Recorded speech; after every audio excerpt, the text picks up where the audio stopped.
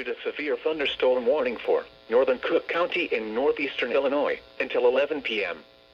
At 10:03 p.m., severe thunderstorms were located along a line extending from Hanover Park to Naperville, moving east at 40 miles per hour.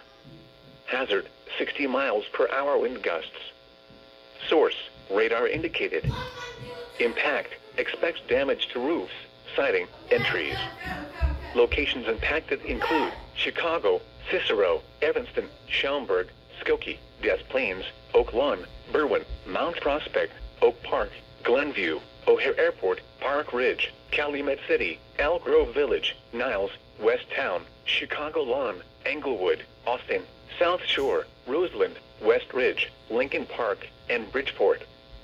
For your protection, move to an interior room on the lowest floor of a building.